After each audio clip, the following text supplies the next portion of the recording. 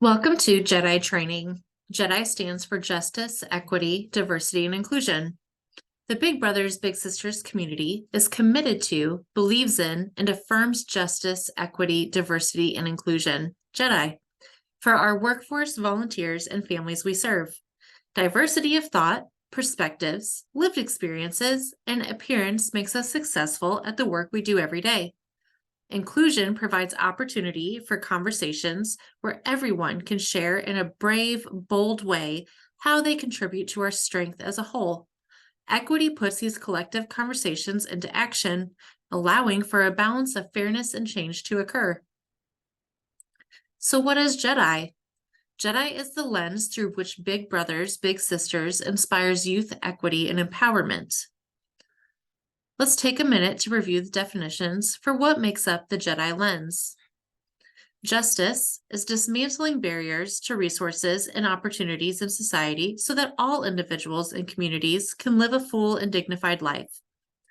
Equity is allocating resources to ensure everyone has access to the same opportunities.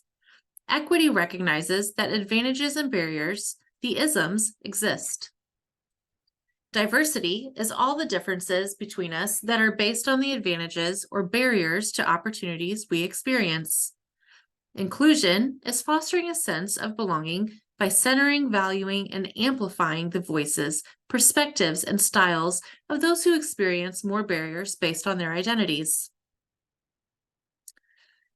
As we strive to become a more JEDI-focused organization, we prioritize belonging, intentionality, and inclusiveness, and being genuine.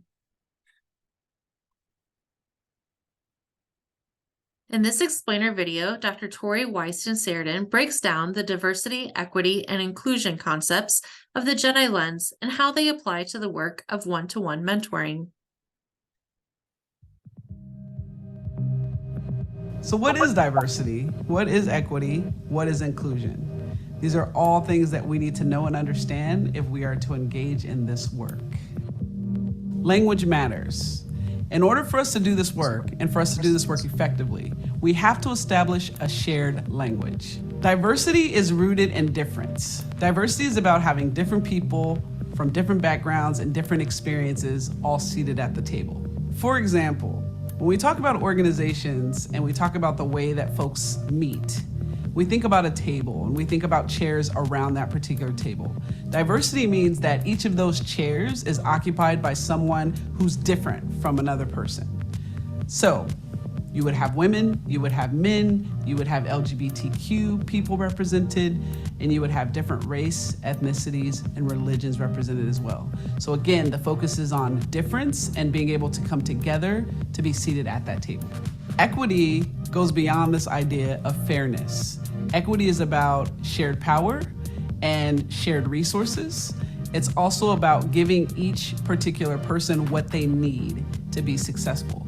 Sometimes that's not equal, but it's equitable. So in an organization, equity looks like putting resources where resources are most needed. We have to understand that different people with different backgrounds face different opportunity gaps, and being equitable means filling those opportunity gaps in whatever ways are possible and necessary. Inclusion is diversity plus everyone having an equitable seat at the table, which means shared power, shared voice, shared choice, and power in the decision-making process. Inclusion becomes the next step in the DE process. Diversity is an idea, a concept that brings different types of people into the space. Equity is ensuring that all of those people have the resources that they need to be successful. Inclusion means everyone is able to participate on an even playing field, and that all of their input is taken into the decision-making process. So inclusion really is that next step in terms of power and action. An example of inclusion is ensuring that the folks who are most marginalized among us get the most say in decision-making processes that impact them and people who are like them. So this language and these concepts matter to our work. They matter because we need to understand how to involve people, how to connect with people, how to bring them to the table, and then how to share space once they get there. As mentors, we are models. We are models that our young people will look to. We will show them how to behave in the future, how to work, how to be in community, how to collaborate. Diversity, equity, inclusion also matters in mentoring because our young people are themselves diverse. They do face equity issues. They do face inclusion issues. So outside of modeling, we're also providing spaces where they can feel seen, where they can feel safe. And now it's time to do the work. Start using this language. Start thinking about how important this language is to the work that we do every single day. Make a commitment to not only use this language, but to act on this language in your everyday. Everything that we have had opportunities to do as adults, we should again be modeling and teaching young people to do those same things. And while they're doing that, while they're learning from us, we are also learning from them. No matter where you start, the most important element is to actually start, to really commit to doing this work, and then to begin to take action. It is absolutely essential to recognize that DEI work always starts with self. You can't do work with others until you've done self-work first.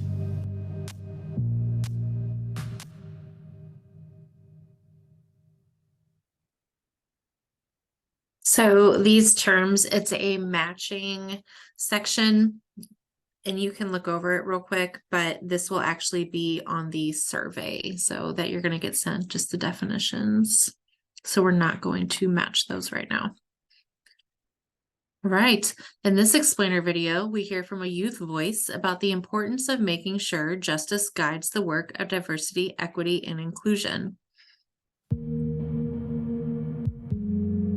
If we think about diversity as everyone having a seat at the table, equity as having what you need to get to the table, and inclusion as being asked to participate once you're at the table, what about justice? Where does it fit in the DEI equation? Justice is what guides diversity, equity, and inclusion work. I think of it as a compass that helps us keep on the right path. It reminds us to keep addressing issues of injustice while on the DEI journey, especially when it comes to things like access to what people need most or people who are not included and made to feel less important. Justice also challenges everyone to take responsibility for change rather than pointing fingers or making people feel bad. This means we all need to take a look at our own beliefs and behaviors to make sure we're helping to stop even more injustice from happening. Maybe this means thinking about the culture of big brothers, big sisters in our programs. When we invite people to join our programs, we need to welcome them to the table by listening to them and making sure they have a say. And as we work towards change, we may even need to consider changing the table or getting rid of it altogether to better represent the communities and kids we inspire.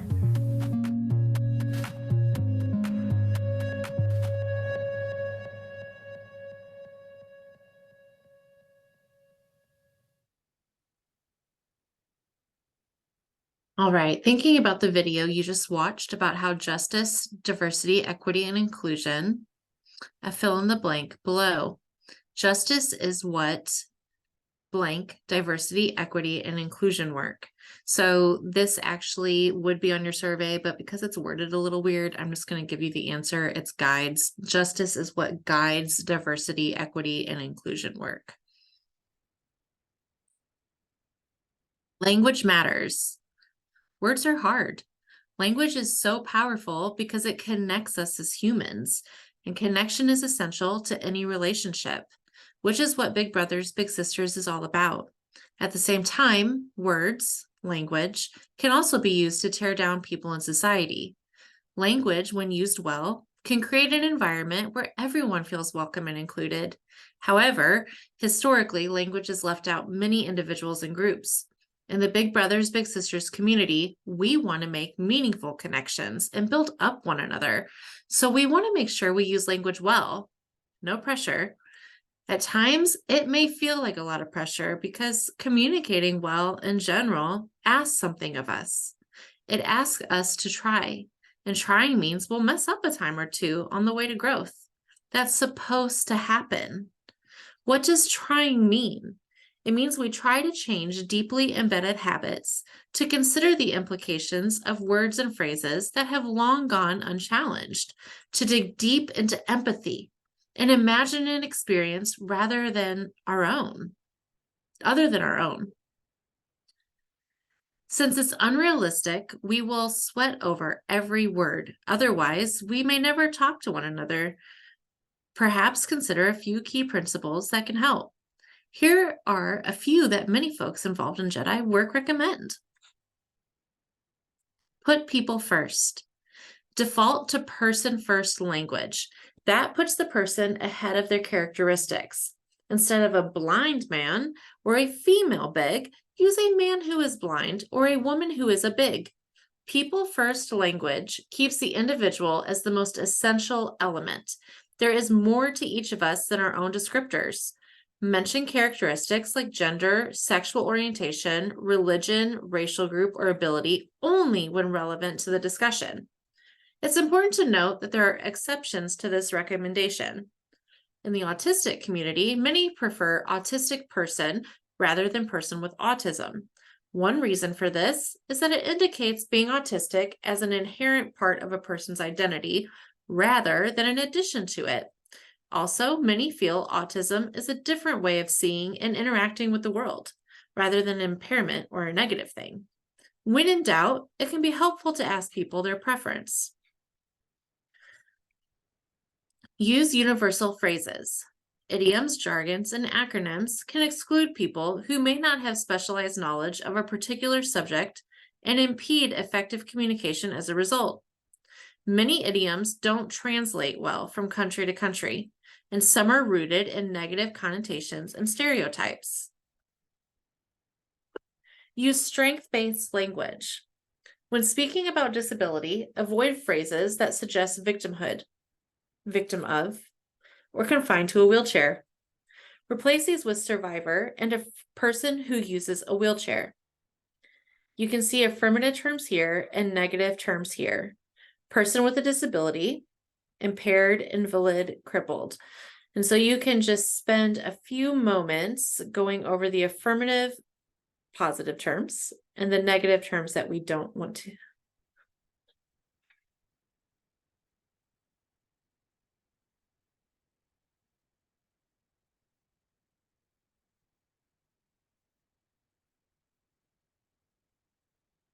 Recognize the impact of neurodiversity. The word neurodiversity emphasizes that brain differences are normal rather than deficits. Terms like bipolar, OCD, and ADD are descriptors of real psychiatric disabilities that people actually possess. They are not metaphors for everyday behaviors. Also, avoid derogatory terms that stem from the context of mental health.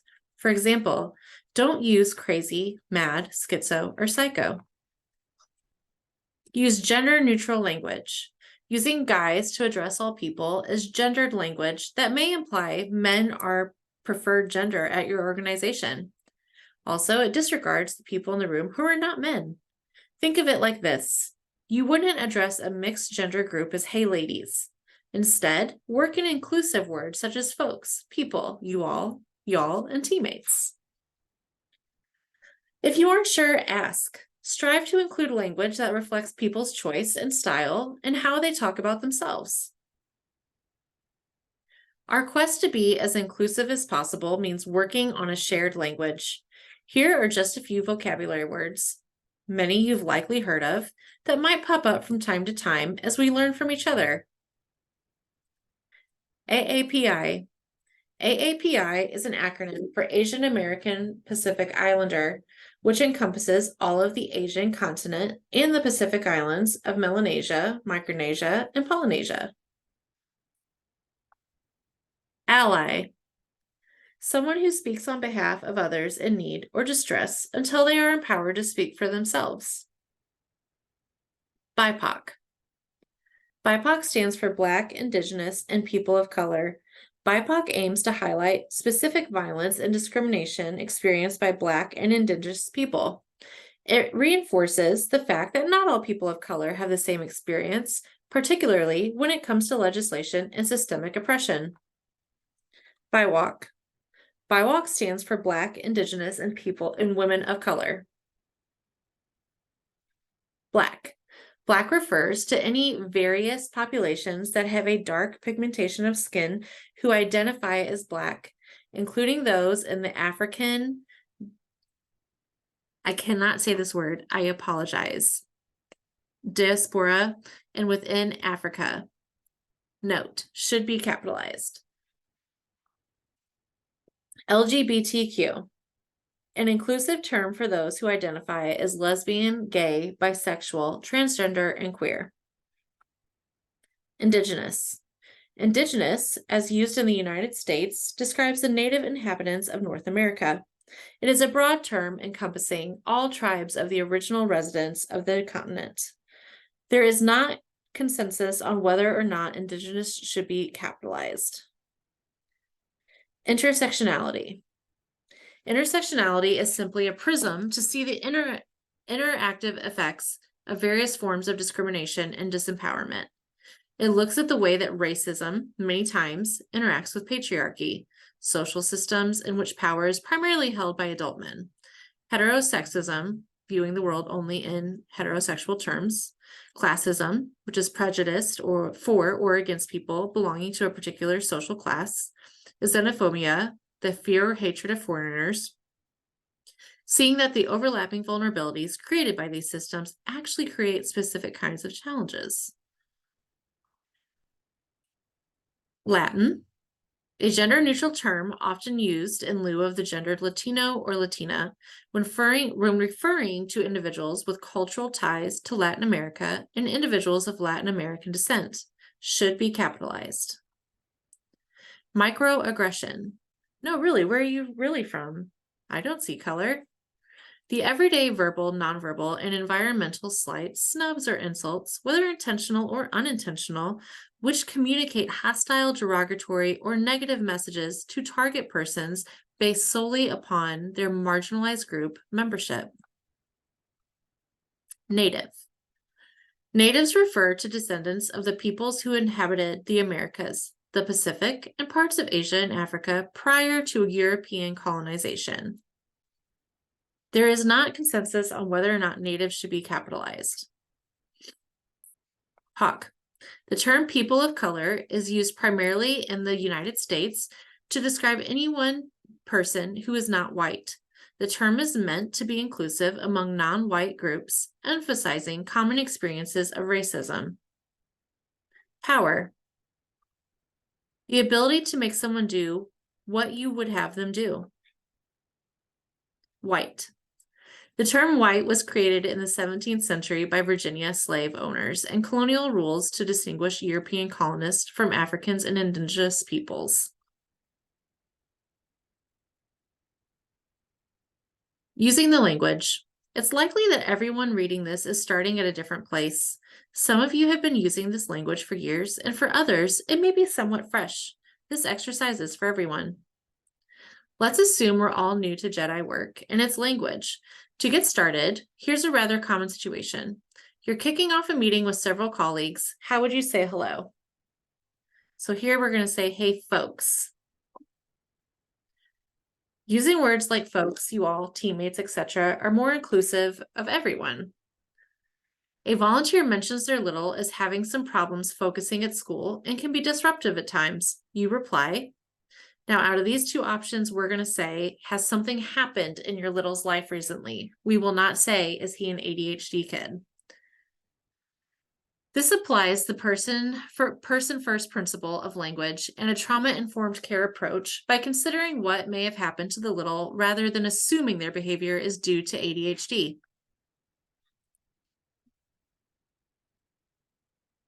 Courageous conversations. Courageous conversations are needed to address issues that are often challenging to think and talk about. These conversations are ongoing, wholehearted dialogue we have with each other to address hard questions and incite action. They are meant to build us up. If you are working through this content in a group, use the questions in these sections to guide your discussion. If you are working through it individually, reflect on the questions and perhaps work through them with a friend or colleague. Each section will be labeled with the heart or trauma-informed care icon and the title Courageous Conversations, just like you see above. So far, we've introduced a lot of concepts. Some may have been familiar to you. Whether new to you or not, we're going to pause a minute and have a courageous conversation about what we've just covered in this section. Think about the words you have used to describe kids in the BBS program, either your little or children we serve. How would it feel to be described in those same terms? Now, since you don't have a little yet, you can apply this to any child you've seen, any child you've dealt with in life, whether you have a family member or if you have volunteered somewhere else. So just describe the kids in the BBS program, take BBS program out and fill in the blank there. How do the words you use in your personal and/or professional conversations differ?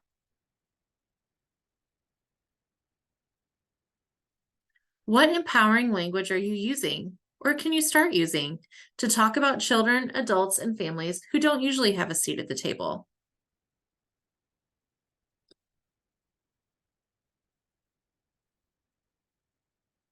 Simply, justice, equity, diversity, and inclusion work matters because it's the right thing to do. As Dr. Weiston-Sheridan explains in the DEI Explainer video, as mentors, we are models to youth on how to act in the future, how to work, how to be in community, and how to collaborate. In this section, we're going to answer the questions by exploring the following: the history of inequity in America, the communities and youth we serve, and one-to-one mentoring. It is important to understand because it provides context for the issues we still deal with today. The following timeline is just a small glimpse into the history of inequity in our country.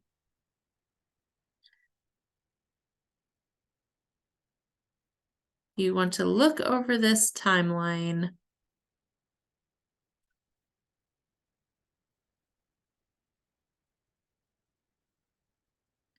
Big Brothers Big Sisters inspires youth equity and empowerment. There's much more to be said about America's history and many examples of inequity we could present. Right now, though, let's just focus in on the history of racial inequity in our society by learning about the invention of race in America. Race is a complicated term because it's made up. That's right, completely made up. Race was invented to divide people into distinct groups based on things like physical appearance, particularly color, heritage, culture, and ethnicity.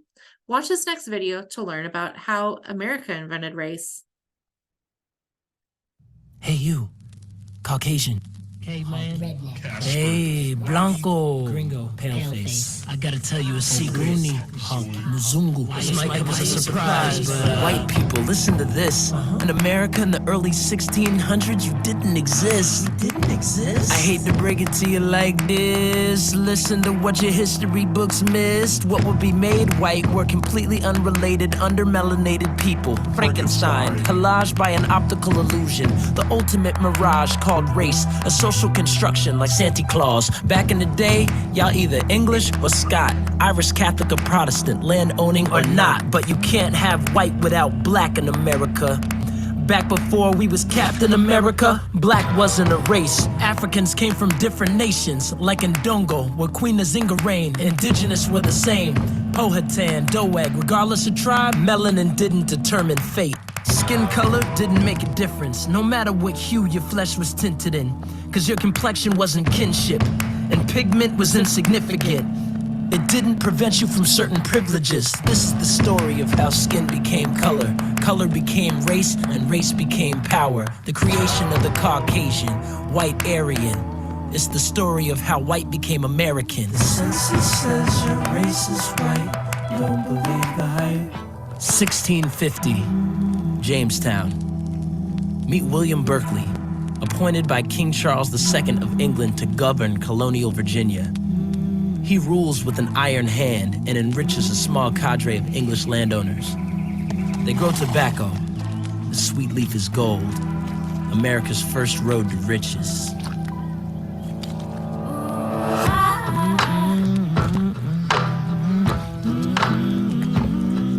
Yeah.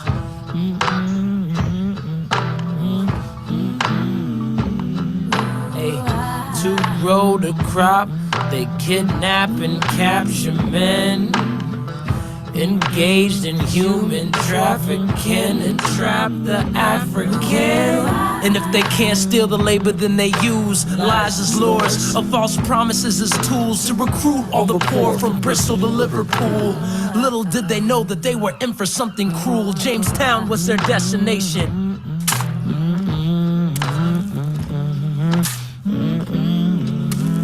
When Berkeley looks at his servants, what does he see? Color, of course, but color doesn't mean much to a man of means. They're heathens, waste, dirty, diseased, lazy animals. I would sooner call my hound brother than a servant of any shade. Under God and by law, he has the right to whip, maim, starve, buy, or sell them at his pleasure. But he fears them. He should. The rich are few, and the poor are many. It's almost impossible to imagine now, but the poor see themselves as one. They have a common bond and a common enemy. Together. Together. Together. Together. Together. The Africans and English worked together. They labored and lived, prayed and made a life together. Stole, escaped, hold and wait together. They got lashed and went to jail together. Worked hard and catch hell together. It wasn't criminal for them to love together.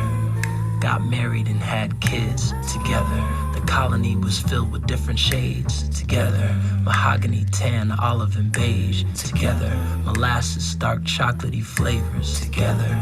Peach, bronze, amber, and brown. But very soon life would change up in Jamestown.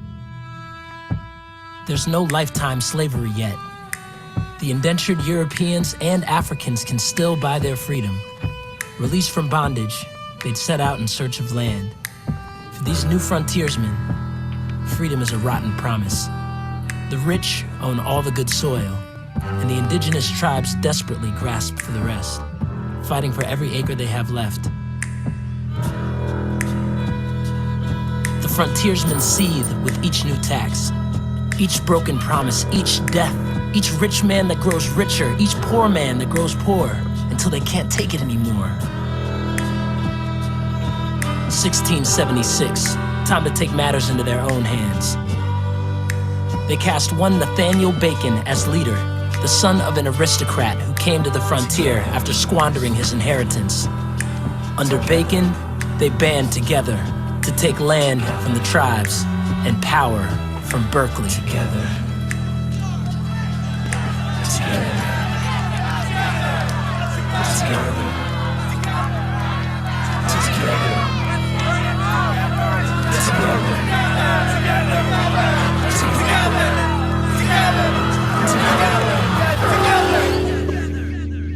Get your guns, get your knives. First target is the tribes. Kill the men, women, and the children.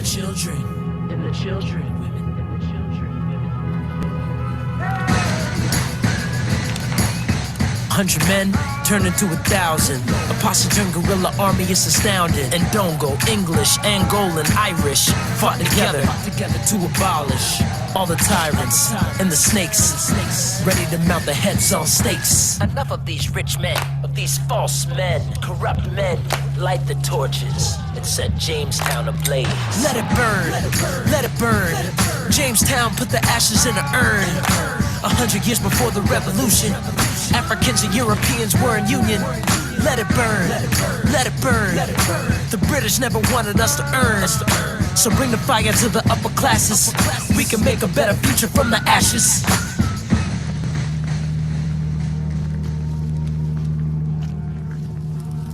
Berkeley watches Jamestown burn, and he burns with vengeance. The waste must be cleansed from God's green earth. Behind a British gunship, retribution. Berkeley hangs 20 and scatters the rest into the wilderness. The rich of Jamestown know it could have been their own necks hanging from the end of a poor man's noose. To survive as rich men, as powerful men, they vow never to let the poor rise up again as one. But how? What scheme? What deception? In 1681, white will appear in a legal document for the first time in history when Virginia bans Africans from marrying whites. One law of dozens creating and separating the races. Blacks across the colonies will be enslaved for life, no longer treated as human, but as property. Poor whites were handed the whip. The rich exploited their ignorance. They traded rebellious plots for managing slave auction blocks, and any chance for both of their freedom was lost. It doesn't happen overnight, but the rich divided people by phenotype. Melanin, skin color, you dark, you light. Your life or death could be determined by the question, are you white? Well, are you white? Go ahead. Take a look in the mirror. Ask yourself, am I white?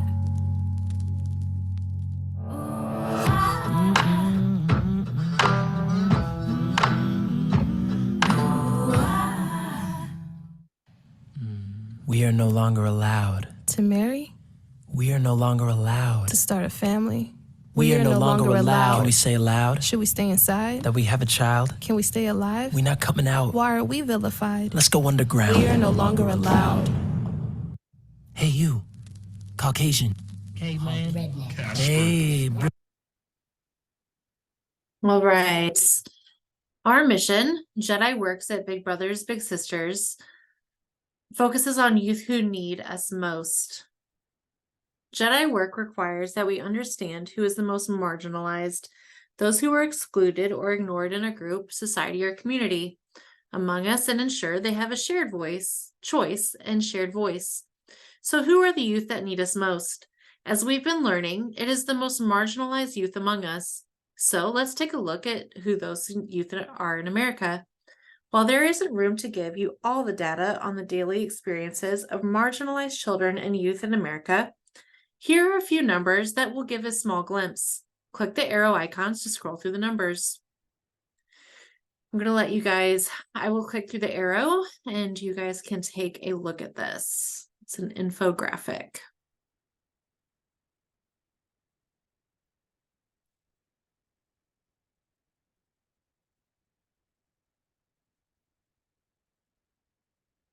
Every 53 seconds, a Black child is arrested. Every 28 seconds, a Hispanic child is arrested. Every 4 seconds, a Black high school student drops out of school. Every 4 minutes, a Black child is confirmed abused or neglected. Every 3.5 minutes, a Hispanic child is confirmed abused or neglected. And every 86 minutes, a Black child is injured with a gun. 50% of LGBTQ students report feeling unsafe at school based on sexual orientation. 85% LGBTQ youth experience verbal harassment at school, and 40% of youth experiencing homelessness are LGBTQ. 73% of poor children in America are children of color. Here's a pie chart for the percent of childhood exposure to violence. So you can see here, there's direct victimization, 11.88, exposure to violence, 45.92, sexually victimized is 3.96, victims of more than one assault is 31.67, and 6.57 has witnessed family violence. That is a lot to take in, and the story this data tells is why many of us are a part of Big Brothers Big Sisters. While the numbers above are a national representation of children and youth, let's look at the demographics of our youth, because the reality is all youth are represented in our programs. We welcome all youth regardless of race, religion, national origin, color, gender, sexual orientation, disability, gender identity, parents' veteran status, or the marital status of their parent. They come to us from all walks of life, ages, and ethnicities, with unique interests and experiences. They are diverse.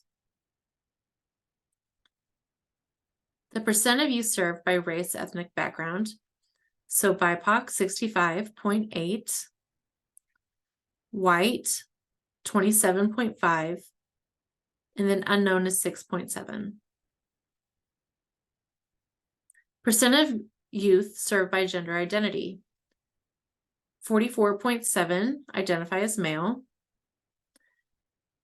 0.6 genderqueer, non-binary, or trans. And 54.5 unknown. Oh, sorry, as female. And then 0.6 unknown. Sorry about that. Females, the 54.5. Percent of youth served by age. Under 13 is 50%, and ages 13 and up is 50%.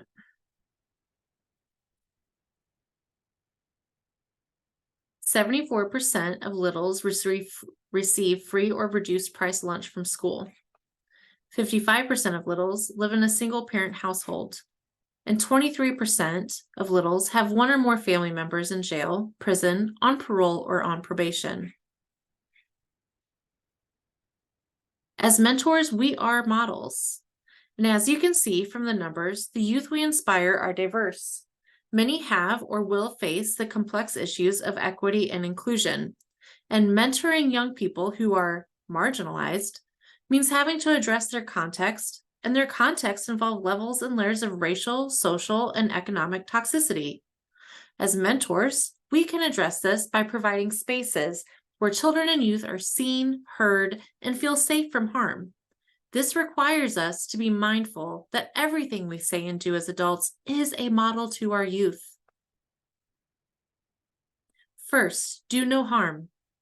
JEDI is important to one-to-one mentoring because our number one goal at Big Brothers Big Sisters is do no harm. All children and youth deserve to live in a world that nurtures and protects them from harm. So what does JEDI look like in one-to-one mentoring?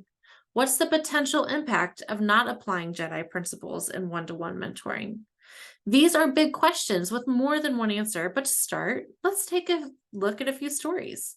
Most of them are simple and certainly will not cover some of the more complex scenarios you may encounter, yet it's a start to get all of us, no matter where we are, to start thinking about the impact of JEDI in our relationships. During a Beyond School Wall session, Erica notices that her little Lily is not eating lunch with the group. In fact, Lily, who is usually a well-hydrated snacker, hasn't even had a sip of water during the session. Erica asks Lily about this, and Lily explains she is celebrating Ramadan, a month-long Muslim celebration that involves fasting from dusk until dawn. Erica has heard of Ramadan, but does not know much about the holiday, so she asks Lily to tell her about it. Lily explains the fasting, as well as the daily celebrations. Erica asks her if it's hard to fast, as she's never done it, and Lily explains that she's used to it. Erica asks about other things, like what will she eat during the nightly celebrations and what she enjoys most about Ramadan. It's fall, and the site-based program is about to kick off for this school year. There's one last requirement, a mandatory safety training for all of the new bigs. John, the site-based coordinator, needs to plan the event, and here's something about Rosh Hashanah coming up. John doesn't take the time to look at the calendar for common religious observances and isn't familiar with Rosh Hashanah. He picks an evening for the training that works best for him, as he doesn't want to miss out on his favorite fitness classes throughout the week. He plans the mandatory training in the middle of the holiday, assuming it won't be a problem. That would be a non-JEDI response. A JEDI response, another example, is Alex is talking to his match support specialist, Rebecca, about his outing with his big sister, Sherry. Alex said they went to the Steak and Shake by Sherry's house for lunch. While they were there, Alex felt like all of the people in the restaurant were staring at him because he didn't look like them. They were all white and Alex is Latin. Rebecca asked of Alex if he feels like this happens on a regular basis and says he does. She asked if they ever go to any places where he's not one of the only people of color at the establishment. Alex says they usually hang out in Sherry's neighborhood, and he only sees people who look like him working behind the counter or cleaning up. Rebecca asks Alex about how this makes him feel and if he's ever mentioned it to Sherry. When he says he hasn't, Rebecca offers to help Alex think of ways he can talk to Sherry about how this makes him feel uncomfortable and brainstorm other places they can go where he does not feel so alone.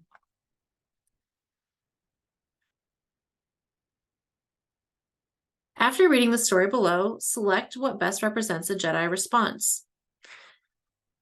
It's finally time for Darnell, Ricky, and Ricky's grandmother to meet for the first time. Taylor is facilitating the initial match meeting. They facilitate introductions, tackle paperwork, and go over the program rules before wrapping up. It's time to set some goals for Ricky and the match, also known as the Youth Outcomes Development Plan. So we have two options, and I'm going to let you read over these real quick.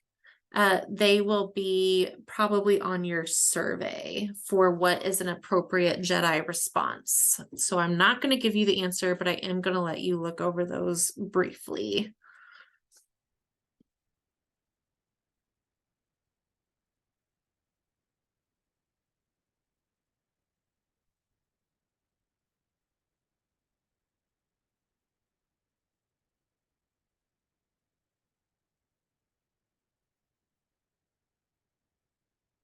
All right.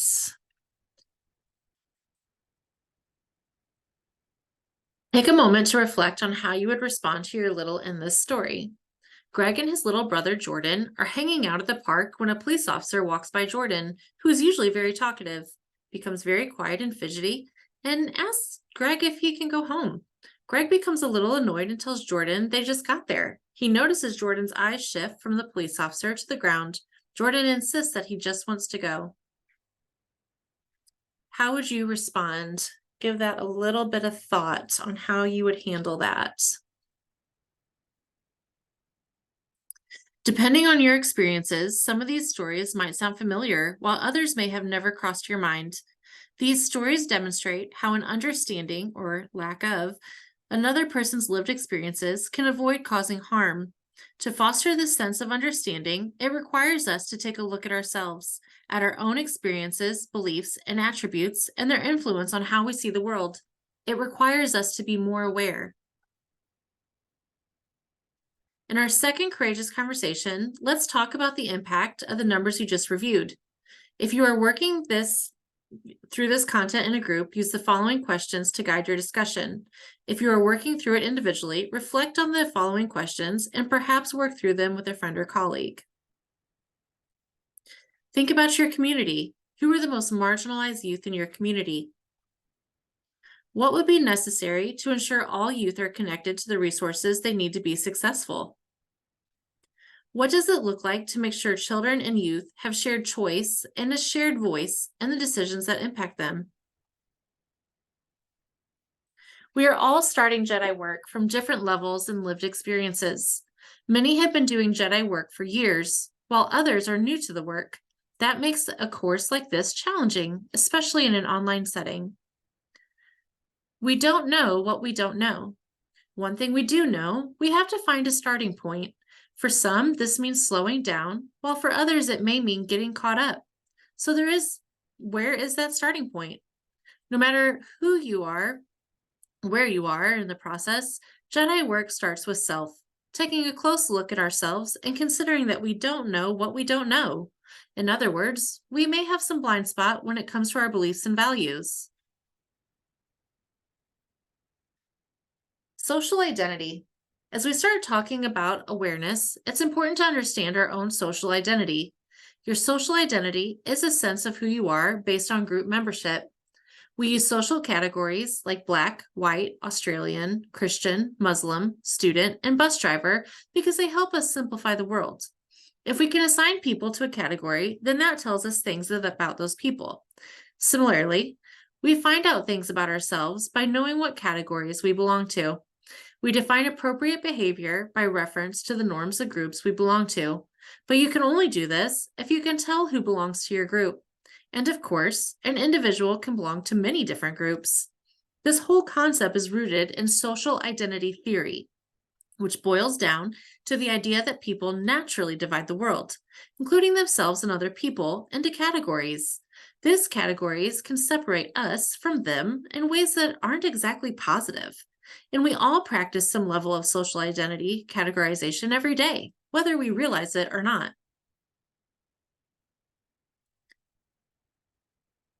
The next exercise helps us think through this concept of social identity. The social identity wheel is a guide for discussions necessary to cultivating an awareness of other people's experiences and a prompt to get us to think about our own beliefs and prejudices. This exercise can be completed by downloading the social identity worksheet or clicking through the visual below. To see examples of each social identity, click the circles on the image below. So if you want to have that worksheet, you can just ask me and I will email that to you. If you want that worksheet, you can email me at mdeal, that's M like Megan, Deal, D as in David, EAL at bigbro.com. All right, implicit bias. Ultimately, social identity is an important part of awareness because it shapes how we see the world, and your worldview has significant influence on any biases, blind spots, judgments, and fears you may have. This leads us to the concept of implicit bias. Before we go further, we're going to watch this video for a breakdown of what implicit bias means. Implicit bias. Implicit bias. Implicit bias. 2016 was the year that implicit bias went somewhat mainstream. Yeah, so when Hillary Clinton mentioned implicit bias in the debates, our phones started blowing up, all our friends started emailing us about it. But what is implicit bias? Implicit biases are basically thought processes that happen without you even knowing it. Little mental shortcuts that hold judgments you might not agree with. And sometimes those shortcuts are based on race. First, some clarity. Saying someone has an implicit bias is different from calling someone a racist. The word racist is a highly loaded term, right, here in American society. A lot of times, when people are using it, they're thinking of the kind of old-fashioned Ku Klux Klan style racist. But implicit bias isn't anywhere near that, explicit. Implicit bias is something that comes out of ordinary mental functioning, out of how the mind normally works. We've all grown up in a culture with media images, news images, conversations we heard at home, our education. Think of that as a fog we've been breathing our whole life. We never even realized it, what we were taking in. And that fog causes associations that lead to biases. I somehow know that if you say peanut butter, I'm going to say jelly. That's an association that's been ingrained in me because throughout my life, peanut butter and jelly are together. And in many forms of media, there is an over-representation of Black men and violent crime being paired together. And because of that, I actually deep down inside have been taught that Black men are violent and aggressive and not to be trusted, that they're criminals, that they're thugs. With all those associations, I'm not trying to let us off the hook, but in some ways, none of us stood a chance. Starting today, we'll post a video a day dealing with one challenge of understanding implicit bias and its relationship to race and exploring ways we might combat the problem. One more thing, if you're seeing this and thinking that it doesn't apply to you, well, you might be falling prey to the blind spot bias. That's the scientific name for a mental bias that allows you to see biases in others, but not in yourself. We're biased.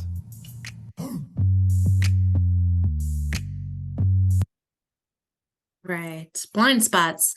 It's likely we can all acknowledge we have certain preferences or aversions toward many things, beliefs, and even people. Generally, you can think about implicit bias as thoughts about people you didn't even know you had. Those who study implicit bias refer to these as blind spots. These blind spots become important because, as science tells us, these blind spots can shape our behavior more than biases we know we have. What do these blind spots look like, and how do they shape behavior?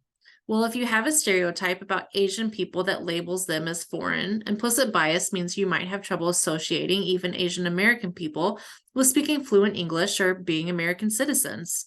If you picked up on cultural cues that women are homemakers, it means you might have a harder time connecting women to powerful roles in business, despite your conscious belief in gender equality.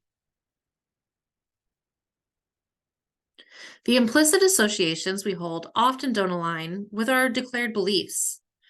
To evaluate implicit bias, Scientists mostly use tests that measure reaction time and rely on the idea that if we closely associate two concepts in our minds, they'll be easy for us to sort together. And if we don't associate them, they'll be harder and take more time to sort together. The most popular implicit bias test is the implicit attitude test developed by social psychologists. I'm not going to try to say the name. To learn more about this test, to try it for yourself. Please note that this is an optional exercise for your informational purposes only and is not required for completion of this course. Big Brothers Big Sisters of America will not be able to view or collect your responses. I've taken that test and it is a pretty interesting test. So if you have any free time and you kind of like to do things like that, I would suggest that you do it because it is it's pretty eye-opening. Education. People don't always say what's on their minds, and one reason is that they are unwilling. For example, someone might report smoking a pack of cigarettes per day because they are embarrassed to admit that they smoke too. Another reason is that they are unable. It is important to understand that implicit bias is not the same thing as racism, although the two concepts are related. Overt racism involves conscious prejudice against members of a particular racial group and can be influenced by both explicit and implicit biases. Other forms of discrimination that can be influenced by unconscious biases include ageism, sexism, homophobia, and ableism. One of the benefits of being aware of the potential impact of implicit bias is that you can take a more active role in overcoming social stereotypes, discrimination, and prejudice. How to reduce implicit biases. Focus on seeing people as individuals rather than focusing on stereotypes to define people. Spend time considering them on a more personal, individual level. Work on consciously changing your stereotypes. If you do recognize that your response to a person might be rooted in biases or stereotypes, make an effort to consciously adjust your response. Take time to pause and reflect. In order to reduce reflexive reactions, take time to reflect on potential biases and replace them with positive examples of the stereotyped group. Adjust your perspective. Try seeing things from another person's point of view. How would you respond if you were in the same position? What factors might contribute to how a person acts in a particular setting or situation? Increase your exposure. Spend more time with people of different racial backgrounds. Learn about their culture by attending community events or exhibits. Practice mindfulness. Try meditation, yoga, or focused breathing to increase mindfulness and become more aware of your thoughts and actions. This may seem obvious, but one of the simplest things we can do is listen. Really listen to what others are saying. Listen to understand and see another's perspective, to learn and grow. As supportive, caring adults in a young person's life, we can all actively listen to them. It is one of the simplest forms of showing respect for who someone is, along with their thoughts and lived experiences. While the concept of listening sounds simple, it takes effort to apply. However, it is remarkable that by really listening to a young person, we can have an impact on a young person's life, or anyone's. Futures Without Violence identifies listening as one of the 5 healing gestures that help build resilience in a young person's life. To learn more about these healing gestures, including listening, visit their Changing Minds campaign website.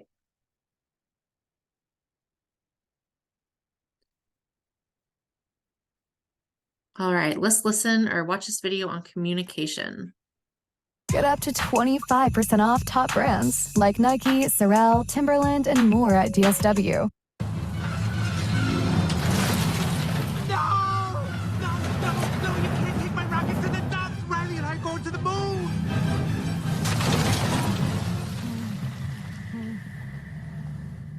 Riley can't be done with me.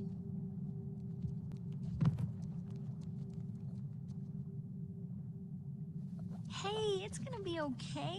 We can fix this. We just need to get back to headquarters. Which way to the train station? I had a whole trip planned for us. Hey, who's ticklish, huh? Here comes the tickle monster. Hey, Bing Bong, look at this. Oh, here's a fun game. You point to the train station and we all go there. Won't that be fun? Come on, let's go to the train station. I'm sorry they took your rocket.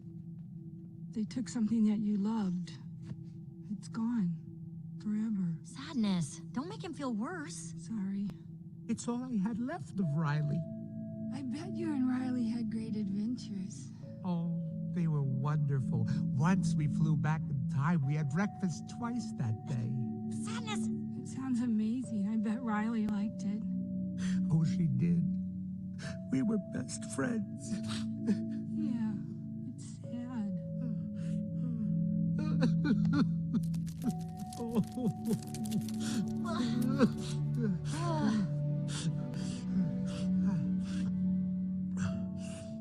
I'm okay now.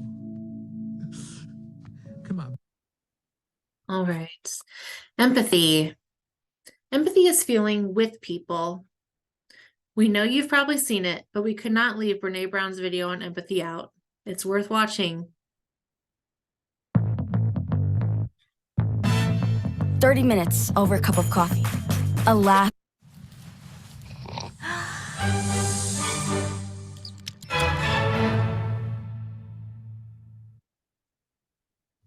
So what is empathy, and why is it very different than sympathy?